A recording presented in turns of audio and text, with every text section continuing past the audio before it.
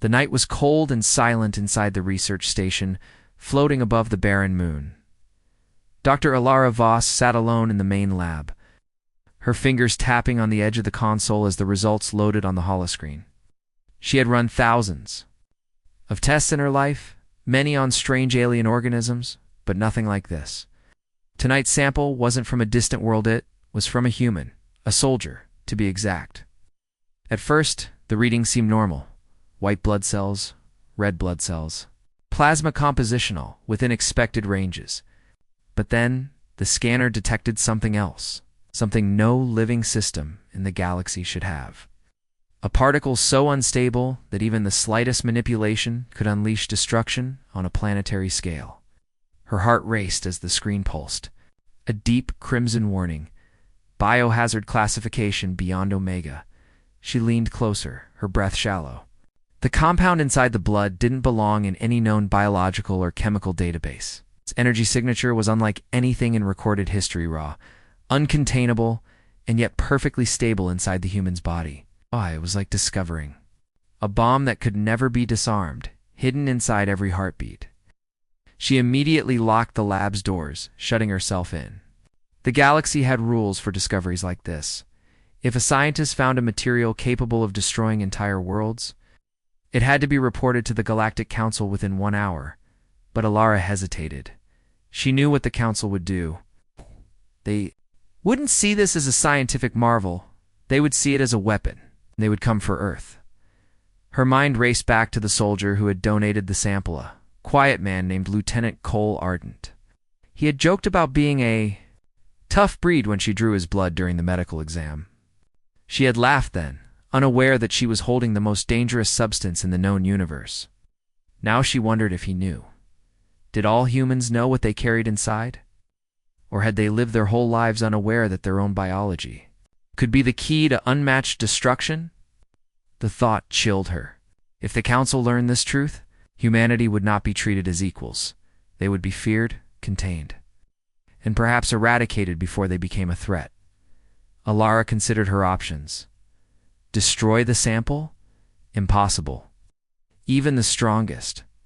Containment fields would collapse if the particle was disturbed. She could lie about the results, but the lab systems automatically transmitted all discoveries to the central archive. She had mere minutes before the data packet reached the galactic core, unless she could override the station's protocols. Her fingers flew across the console, bypassing security layers and blocking the transmission. She felt sweat gather at her temples if she failed. But she would be branded a criminal. The station's AI chimed softly in the background, its voice calm and detached.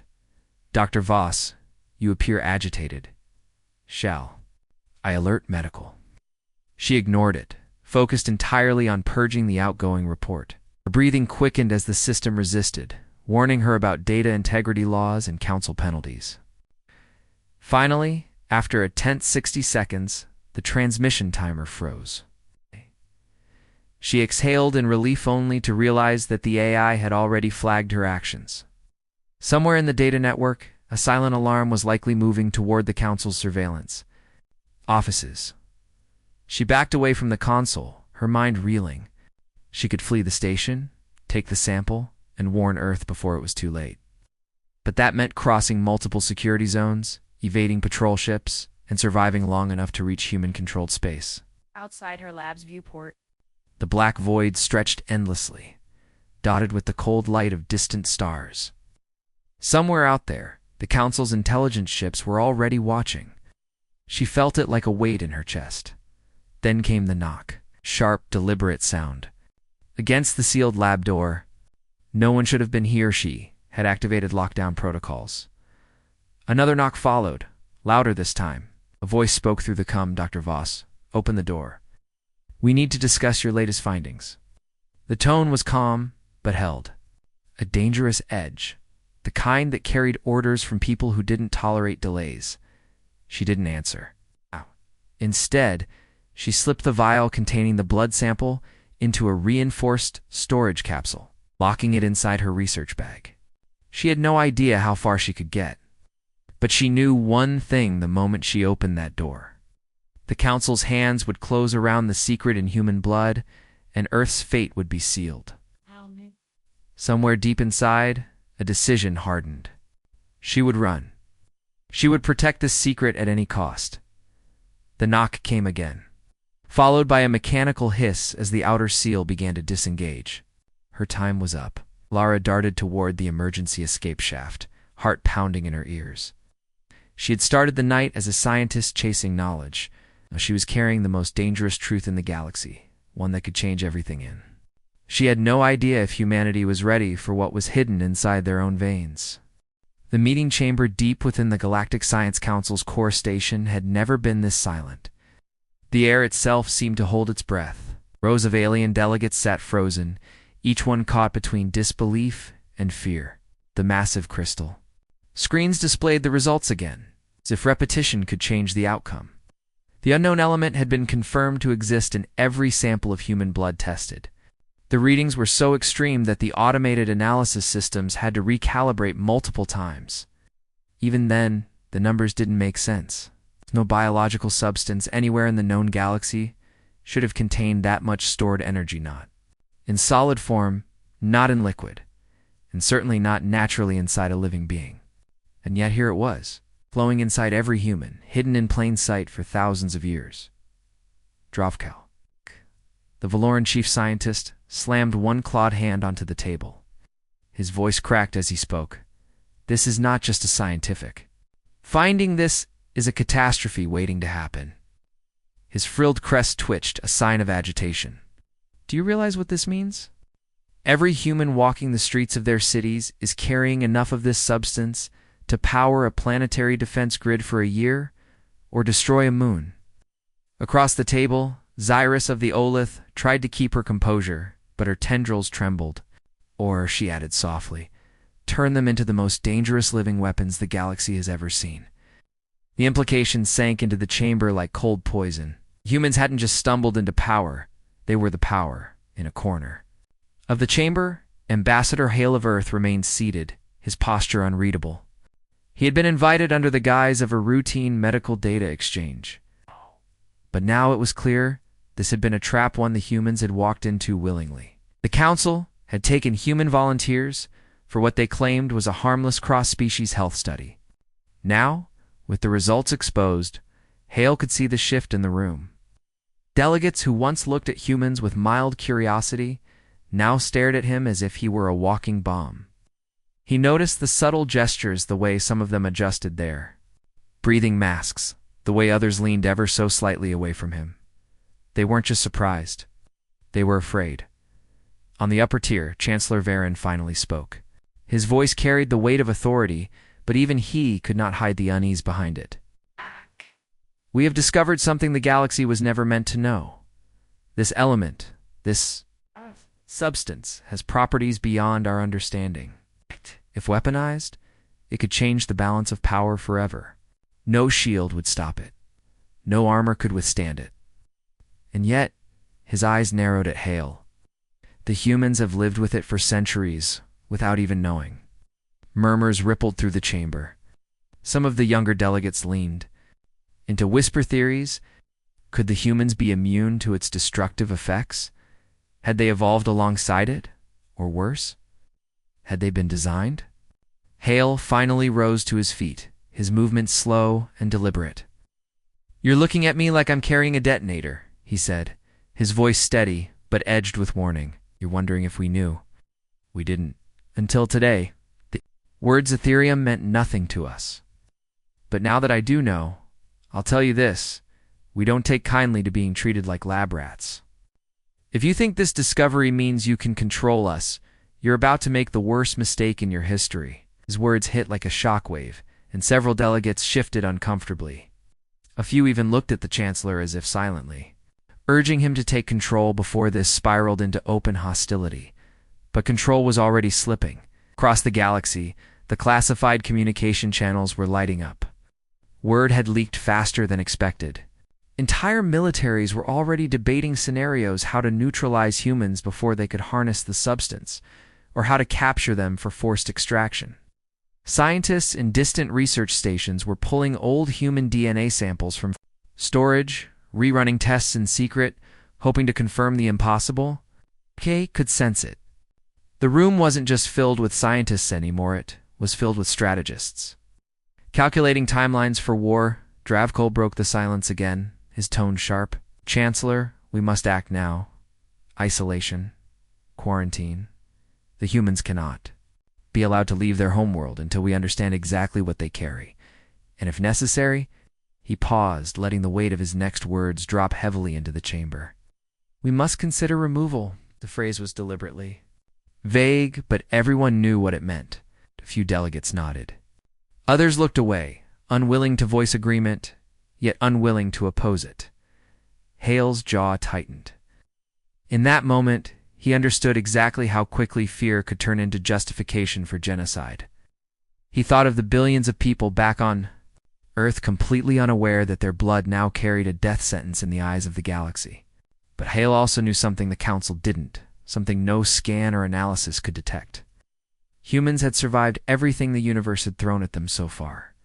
They had outlasted predators, plagues, wars, and disasters, the galaxy thought. It could cage them now. It was about to learn the hard way what survival really meant. Then the alarm klaxons blared. The council chamber's crystal walls flickered with urgent red light. A voice echoed from the station's defense network, unidentified. Ships have entered restricted orbit. They are not broadcasting transponder codes. Energy signatures suggest high-capacity extraction arrays. Hale's eyes narrowed instantly. He didn't need to guess who they were. Someone had already decided to make a move on Earth's new resource, and they weren't wasting time with diplomacy. The Chancellor barked orders to seal the chamber. It was already too late. Hale activated the small wristcom hidden under his sleeve. His voice was calm, but the words were razor-sharp. This is Hale, Code Black. Execute Protocol Iron Veil. Somewhere far beyond the station, in the cold silence of space, a signal was received. Deep beneath Earth's oceans and in hidden bases on the moon, human fleets began to stir. The galaxy had just taken the first step toward a conflict it could not undo. Hale sat back down slowly, ignoring the stares that burned into him from all sides. You wanted to see what humans are made of? He said quietly, almost to himself. You're about to find out? The lab should have been silent, except for the soft hum of machines, but now it was chaos. Dr. Kira Voss stood frozen, her hands trembling as alarms echoed through the chamber. The containment field surrounding the blood sample pulsed with an unnatural red light. The security shields made to contain the most dangerous alien pathogens were straining, bending as if the substance inside was trying to push its way out. This wasn't just blood anymore. It was alive in a way that no organic sample should be. Kira had seen alien viruses that could wipe out cities in days. She had studied radiation that could melt bone. But nothing had ever made her feel this kind of cold dread. This was something worse, something older. Beside her, Technician Ral kept muttering under his breath, his voice shaking. It's reacting to the scans. It knows we're looking at it. At first, Kira wanted to tell him he was imagining. Things machines can't trigger awareness in biological samples, but then she saw it. On the monitor, the molecular structure was shifting, deliberately. Not randomly, not in the chaotic way unstable substances move, but with precision, like it was hiding something from their scanners. Kira's breath caught in her throat. It's defending itself, she whispered. Those words made the air in the room feel heavier. If this thing could think, even at a chemical level, then they had just found something that broke. Every law of biology, the room's reinforced door hissed open, and Commander Darien of Earth's Defense Fleet stepped inside. His black uniform carried the faint smell of ozone from the orbital stations, and his expression was a mask of steel. What's going on here? The alarms are triggering across 3 sectors. Kira tried to steady her voice, but it still came out thin, sir. We found something inside the human blood sample. Something the scanners can't fully read. It's resisting us. Darien didn't flinch, then stopped scanning it. But the moment he gave the order, the substance pulsed again, this time violently causing the lights to flicker and a deep vibration to pass through the floor. The machines screamed with error codes. Ow. Whatever was inside the sample didn't like being ignored any more than it liked being studied. It was Ral who spoke next. "Commander, it's producing energy. A lot of it. It keeps growing at this rate. Containment will fail in minutes." That sent a chill through everyone. This lab was buried deep in an orbital research station above Earth, surrounded by multiple vacuum-sealed levels of isolation. If this substance breached containment, it wouldn't just threaten the lab, it could consume the station. Maybe more. Commander Darien turned to Kira. "What exactly is this thing?" She swallowed hard. "We don't know, but it was in the blood of an ordinary human, at least. We thought he was ordinary." The mention of the donor made Darien's eyes narrow. Where is this human now? The truth was worse than Kira wanted to admit. Gone. He was part of an exploratory team that disappeared in deep space last month. The sample was taken before he left. If this substance was in his blood then, whatever happened to him out there, it might already be spreading. That single sentence seemed to pull all the warmth from the room. They weren't just dealing with a dangerous material.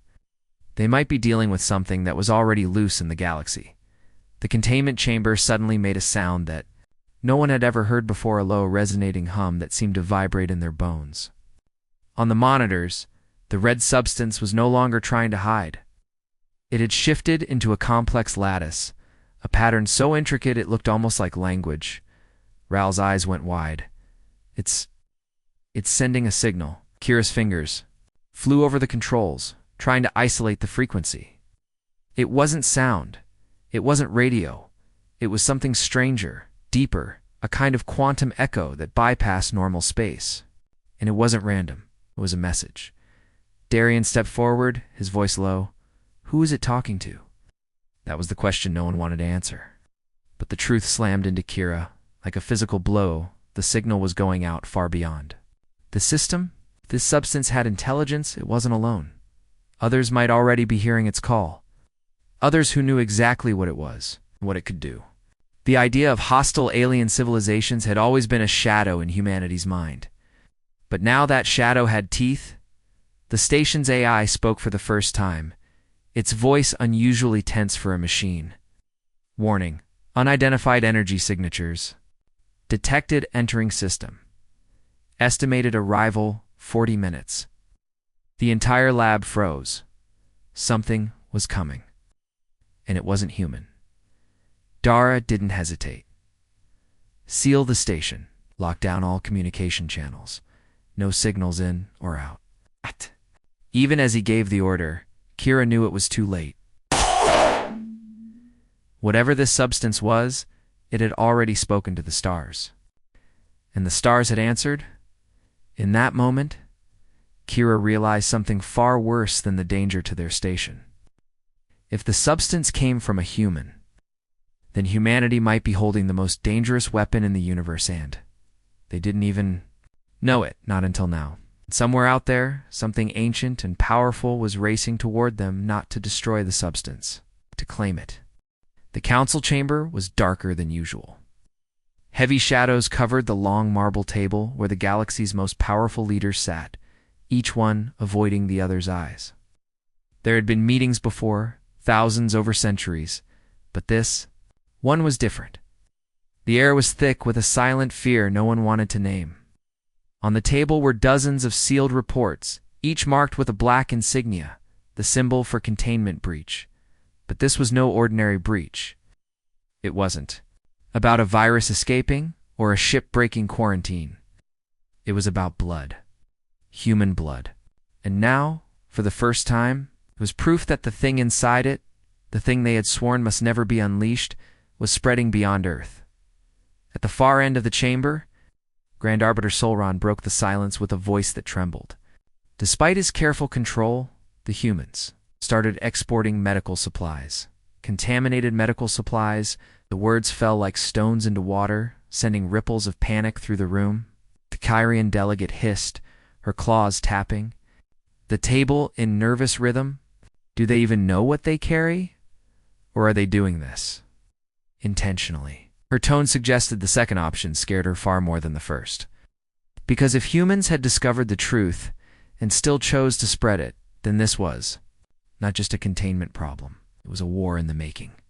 Ambassador Keth from the Valari Republic shifted in his seat, his frilled crest trembling slightly.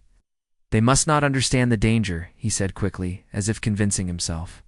If they knew that one drop of their blood could trigger chain reactions in organic matter, if they knew what it could do to alien biology, they wouldn't. He trailed off when Solron fixed him with a cold stare. And what if they? Do you know? Solron asked. The question made every being in the chamber stiffen, because there had been reports of human military fleets moving in strange patterns, visiting worlds where outbreaks had been reported, no demands, no threats, just silent visits, followed by sudden compliance from planetary governments outside. The chamber, far above the meeting's secrecy. The humans themselves seemed almost oblivious, or perhaps they were pretending to be. On Earth, scientists carried on their experiments as usual, sharing medical breakthroughs with other species, as if nothing had changed. But deep within human military labs, something far more secret was happening. Admiral Reeves stood before a row of armored containment units, each one holding vials of crimson liquid that shimmered faintly as if alive. He didn't call it blood anymore. Scientists had given it another name. Solus 9, but Reeves knew it for what it was. A weapon.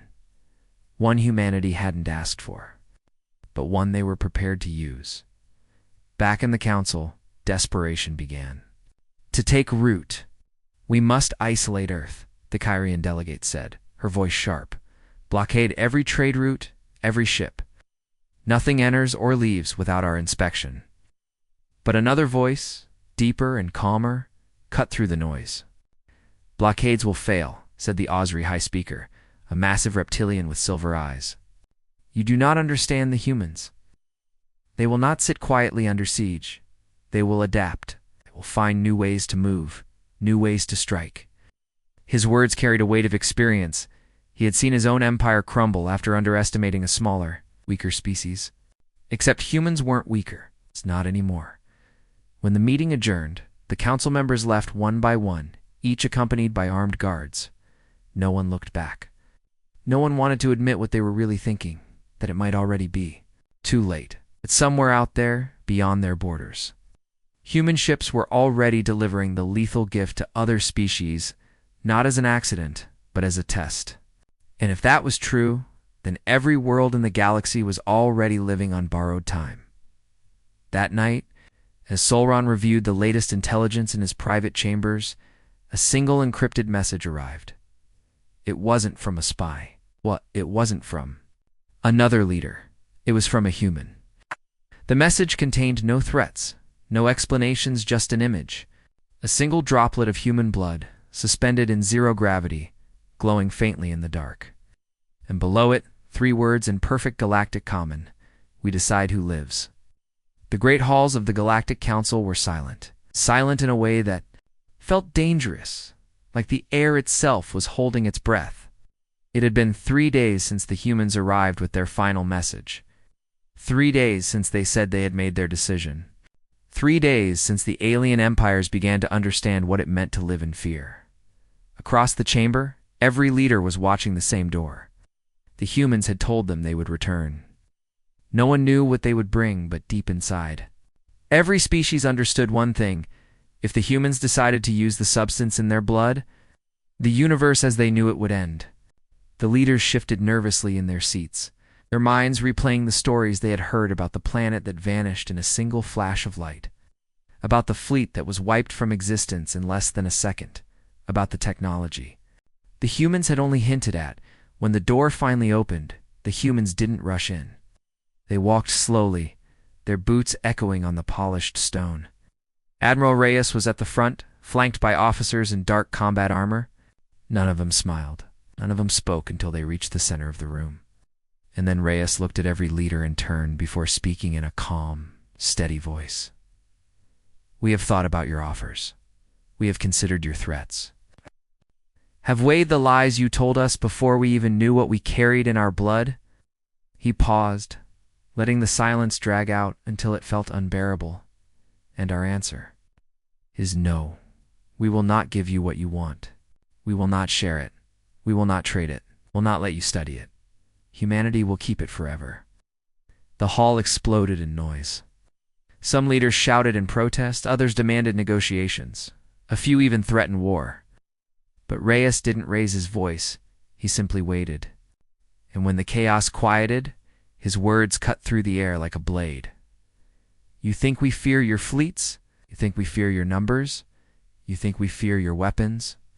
But you forget we didn't know what we carried for centuries. And still, we survived everything your galaxy threw at us. You wanted to enslave us, to control us, to take the one thing that could make you gods. Now you understand what happens when you try to chain humanity." A tall alien from the Dravar Imperium rose from his seat. "If you keep this substance to yourself, you will make enemies of every world here. You will not survive the war that will come." Reyes didn't flinch, stepped closer, his voice quiet now, forcing everyone to lean in to hear. "You've already made enemies of us the moment you decided we were better in chains. And if war comes, it won't be a war you recognize. It will be over before you realize it began." He reached into his jacket and pulled out a small sealed vial. Inside, the liquid shimmered with an unnatural light, shifting colors like it was alive. Every alien in the room instinctively leaned back. Reyes held it up just high enough for everyone to see. "This is not a weapon yet. In the wrong hands, it could wipe out worlds. In the right hands, ours. It will protect our people until the stars burn out. You wanted to own it? Now you'll learn what it means when someone else has the power you crave." Placed the vial back into its protective case, locked it, and handed it to one of his officers. Then, without another word, he turned and began walking toward the exit. The other humans followed in silence, their presence heavier than any shouted threat. When the massive doors closed behind them, the council leaders sat frozen. No one spoke. No one dared. In that moment, they all realized the truth they had. Begged for mercy, and humanity had given them something far more dangerous. Not destruction, not surrender, but a promise. A promise that one day, if the galaxy crossed them again, the humans wouldn't come to talk, they would come to end it. Far. Above the council world, in the cold emptiness of space, the human fleet waited. Rows upon rows of dark warships hung like shadows against the stars, their weapons powered but not aimed. They could have attacked. They could have left nothing but debris and silence. Instead, they sat still, sending a message that every scanner in the system picked up: "We will watch. We will wait. Do not test us." In the years to come, alien historians would write about that day as the moment the galaxy changed forever. Not because a battle was fought, but because every empire realized that humanity's greatest weapon wasn't the deadly substance in their blood. It was their refusal to be controlled. It was the knowledge that they could be underestimated. Once, but never twice, and somewhere on a distant human colony. A scientist sealed away the last known sample of the substance deep underground, in a vault built to survive the death of the sun. Oh. They knew one day the galaxy might forget the lesson it had learned, and when that day came, humanity would be ready to remind them. The Council's warships moved into Earth's orbit like predators circling prey. Their hulls shimmered in the cold light of the sun, each bristling with weapons meant to tear apart fleets in seconds. From the moon to the asteroid belt, their presence was a wall of power. The official statement claimed they were here for security purposes during the investigation into humanity's blood. But every human knew the truth. This was an occupation in all but name. Earth was under the gun, and the trigger was half pulled. The streets were tense. Spaceports were sealed. Out. Even the global data net was under surveillance. The message from the stars was simple: cooperate, or be crushed. Yet beneath this suffocating pressure, something dangerous was beginning to stir it in the skies. But in the hearts of the humans watching from below, in the United Earth Command bunker, deep under the Rocky Mountains, General Marcus Hale stood over a holographic map of Earth's orbit. Red icons marked alien warships in real time. "They've positioned themselves perfectly," Hale said quietly. "They could wipe us out in under an hour if they wanted." Across the table, Dr. Evelyn Ross sat with her arms folded, her gaze sharp. "Then why haven't they?" she asked. Hale turned his eyes to her. because they still don't understand what they've found in our blood. They think it's just a resource to take. They don't realize the danger runs both ways. Her words hung in the air like a silent challenge. It was truth. The alien fleets had the numbers, the weapons, the speed. But humanity had something else. Something unpredictable. Something the aliens had underestimated for centuries. Far above, in the flagship of the Terralith Dominion, High Commander Vorek observed the planet below with a mix of greed and unease. He had been in countless campaigns, but something about this one gnawed him. Reports from the scientists were delayed, and when they did arrive, they were incomplete half-sentences. Data streams cut short, transmission logs corrupted. Of the research vessels had gone silent entirely, their crews missing. Vorek's second in command, Captain Sareth, approached. "Commander, there is complication. The substance in human blood our containment systems are failing. Exposure levels are rising among the science teams." Vorek's grip on the railing tightened. "Rising? How?" Sareth hesitated. "We don't know. It spreads without direct contact, almost like it's thinking." For the first time in decades, Vorek felt something cold in his chest. The humans weren't fighting back with ships or missiles. They were fighting with something far more dangerous. Something. Inside themselves, in the shadow of the Council fleets, life on Earth adapted in ways the aliens didn't see. Cargo convoys still moved, but their routes changed in subtle patterns. Civilian shuttles still left the atmosphere, but their manifests were incomplete or falsified. Messages were sent, but not through the monitored channels. Humanity had gone. Quiet in the open, and very loud in the places no alien scanner could hear. Hale's special operations units, once scattered across the globe, were now moving under new orders. "We don't hit their ships," Hale told his men. "We hit their certainty. Every small failure, every unexplained problem, every flicker of doubt, they need to feel it. They need to question if coming here was a mistake." This was not. War, in the way the aliens understood it. This was erosion. Slow, patient, and relentless. Dr. Ross was at the center of something even more dangerous. In a sealed lab beneath the bunker, she worked with samples of the blood substance, now codenamed Black Helix. Every test revealed something stranger. It could bond with alien cellular structures in seconds, rewriting them before immune systems could respond. It didn't simply destroy, adapted, taking useful traits and discarding the rest. "Not a poison," Ross told Hale during a briefing. "It's a survivor, a perfect one." Hole frowned. "Can we control it?" Ross hesitated for a long moment before answering. "I don't know if control is the right word, but we can guide it." Her implication was clear. If humanity could learn to direct this thing, they wouldn't just defend themselves. They could strike back in ways no alien civilization was prepared for. Up in orbit, Vorek held a private call with the Council's highest members. The room was dark, lit only by the ghostly light of the holograms. "We must act before the humans realize the full value of what they carry," said Counselor Rither, his voice sharp. "Containment is already failing," Vorek replied. "If we push too hard, we may trigger an outbreak we can't reverse." Another counselor leaned forward, eyes narrow. "And if we do nothing, the humans will learn to weaponize it." "Do you fear more losing your soldiers now, or losing your empire later?" Vorek didn't answer immediately. In truth, he feared both.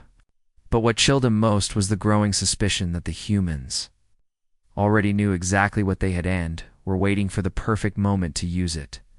The tension broke in one place. First Ganymede Station, the largest alien-controlled outpost in the Sol system. It was supposed to be a secure hub for research samples and troop deployment. But one night alarms blared, and containment vaults began unlocking without command input. Surveillance footage later showed a single human technician, moving through the halls untouched by the armed guards, as if they couldn't see him at all. By the time security responded, half the Black Helix samples were gone. The technician vanished into the outer docks, boarding a ship that left without clearance and vanished into the asteroid belt. Every alien sensor scanned for him, but he was gone. The message to the Council was clear, was no longer just reacting. Earth was moving.